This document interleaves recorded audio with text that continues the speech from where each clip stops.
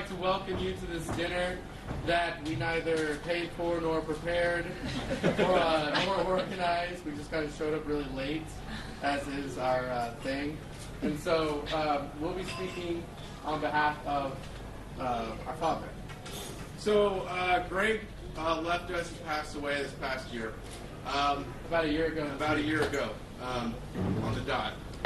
And we were fortunate enough to have Greg Golemo, our father, be there for Neil's and my wedding. And we just wanted to address it up front, because that's what we do as Golemos. And just say that we are so fortunate and so blessed to have a family and to have a father, a patriarch, if you will, just who gave us the greatest gift of all, which is he was the least withholding person with love. He would just, even when you were just a complete idiot and did the dumbest thing imaginable, you knew that in the next 24 hours he was going to tell you he still loved you. And I didn't tell you a story about something he did that was twice as stupid. He did probably call you something like a feather merchant, like call you some sort of derogatory term that you don't even understand. Yeah, some weird Polish term. And I really think if Dad was here today, he would say nothing more than what he had always told us, and especially you, Kate, that he loved you, that he's incredibly proud of you, and that more than anything, I think he's just relieved that there's somebody that's there to take care of you the way you took care of all of us for so many years. Talk about that a little bit. I absolutely say this, and Kate knows that I'm too lazy to lie. But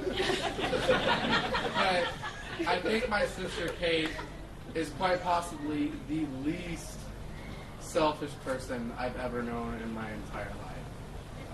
Each and every one of us has had moments, and it's not always easy to be a Golemo sibling, and certainly not easy to be my sibling. I know that, and Kate has always put us ahead of herself, constantly, consistently, and inherently.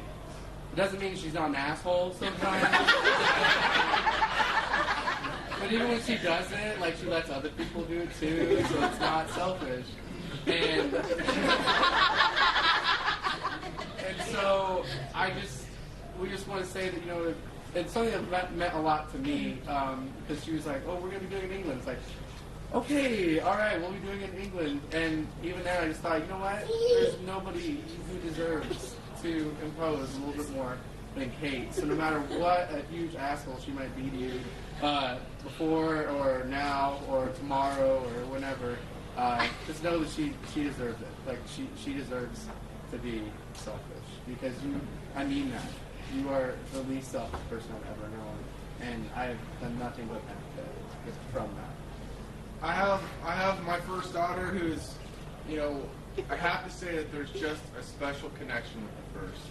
And not to go back to what Dad would say, but I just have to say that I think this is as happy a time as we could ever imagine for the family in general.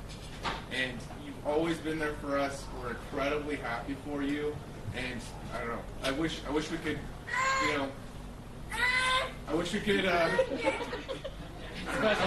express special connection. It is. I don't know. Anyways, Kate, you're the best sister, not older sister, younger sister. You're the best sister. That's gonna be. But you're the best, and we love you. To talk a little bit about Nick, just a little bit. It's funny because Nick is actually the first boyfriend of Kate's that we ever met. And I remember when, we'd heard, like, the Yeti, like, we'd heard it existed.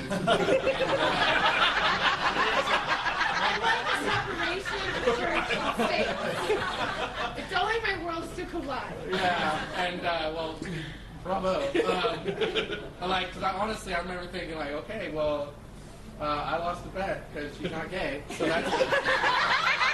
There's anything wrong with that. It's like, huh, okay, well, because there was a time where I'm like, oh, the bet is lost.